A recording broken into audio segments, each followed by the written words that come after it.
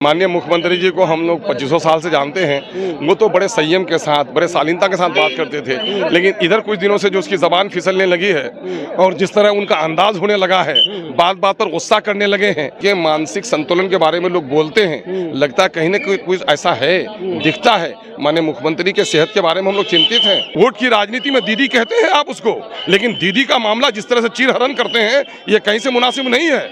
आप SC/ST का बढ़ाते हैं और SC/ST के बड़े नेता को जो मुख्यमंत्री रह चुके हैं और उसको इस तरह से आप अपमानित करते हैं, तो इसके माने आपके अंदर में कहीं से भी दलित प्रेम नहीं है। गाँव की जो अनपढ़ जेठानी होती है वो भी इस तरह नहीं झगड़ती है जिस नाम से वो झगड़ रहे थे। नमस्कार, आप लाइव बिहार देख रहे हैं। मैं हूं आपके साथ कमलेश। प्रजनन दर को लेकर के बयान देने के बाद अब CM नीतीश कुमार जो है, आरक्षण बिल पर चर्चा हो रही थी। जीतन राम मांझी अपनी बातों को रख रहे थे, पूर्व मुख्यमंत्री हैं, लेकिन नीतीश कुमार गर्म हो जाते हैं। अब इसी में बात करने के लिए हमारे साथ AIMIM के विधायक हैं अख्तरुल इमान। कैसे देख रहे हैं जिस तरह से CM नीतीश कुमार आज सदन के अंदर भाई, माननीय मुख्यमंत्री जी को हम लोग 2500 साल से जानते हैं। वो तो बड़े संयम के साथ, बड़े शालीनता के साथ बात करते थे, लेकिन इधर कुछ दिनों से जो उसकी जबान फिसलने लगी है और जिस तरह उनका अंदाज होने लगा है, बात बात पर गुस्सा करने लगे हैं। हम लोगों ने सुना जिस तरह में फल आता है उसकी टेनी झुक जाती है, लेकिन ये माननीय मुख्यमंत्री को देखते हैं कि कुर्सी पर है, करोड़ असंयम को खो देना, आपा से बाहर हो जाना, ये तो विरोधियों का मामला है।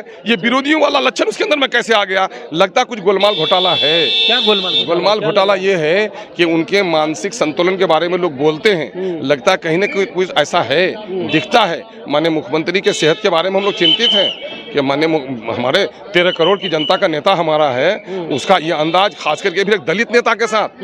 आज एक तरफ दलितों को आप रिजर्वेशन दे रहे हैं, ये रिजर्वेशन इसके माने हैं, आप अपने से नहीं दे रहे हैं। वो बाबा भीमराव अंबेडकर का जो कॉन्स्टिट्यूशनल कंपल्सन था उसकी आप पैरवी कर रहे हैं, वरना दलितों के तहीं आपके दिलों में मान और सम्मान नहीं है, महिलाओं के तहीं आपके दिल में मान और सम्मान नहीं है। वोट की राजनीति में दीदी कहते हैं आप उसको, लेकिन दीदी का मामला जिस तरह से चीरहरण करते हैं, ये कहीं से मुनासिब नहीं है। आप SC/ST का बढ़ाते हैं और SC/ST के बड़े नेता को जो मुख्यमंत्री रह चुके हैं और उसको इस तरह से आप अपमानित करते हैं, तो इसके माने आपके अंदर में कहीं से भी दलित प्रेम नहीं है और जो कुछ आपने किया है ये अच्छा नहीं है। जीतन राम मांझी भी काफी नाराज थे, वो कह रहे थे भाई नाराज तो होंगे ही। सवाल ये पैदा होता है, एक आदमी जो उप मुख्यमंत्री रहा हो, सम्मानित है, एक बड़े समूह का नेता रहा है, साफ छवि उनकी रही है, उनको अगर इस तरह से अपमानित किया जाएगा तो हर आदमी को क्रोधित होना वो लाजिम है। क्या लग रहा है जिस तरह से तू तराक कर रहे थे उसको कैसे देख रहे हैं? मानसिक संतुलन तो कुछ न कुछ जरा सा गड़बड़ मामला है। वो कह रहे हैं कि जीतन राम मांझी हम उनसे 5 साल बड़े हैं, जबकि विधानसभा में भी हम उनसे पहले आए। इस तरह की बातें जो है नीतीश कुमार को नहीं करना। कह रहा हूँ कि गाँव की जो अनपढ़ जेठानी होती है वो भी इस तरह नहीं झगड़ती है जिस नाम से वो झगड़ रहे थे। अच्छा, आप सदन के अंदर थे, आप देखा कि किस तरह से कर रहे थे, वो सारी चीजों को तो आपने नजर से देखा? बिल्कुल बिल्कुल देखा, तभी तो ये सारी बातें कह रहा हूँ कि मर्यादाओं को तार तार करने वाला सदन हो गया है। इस सदन को 13 करोड़ जनता नहीं बल्कि देश अरबों का देश देख रहा है।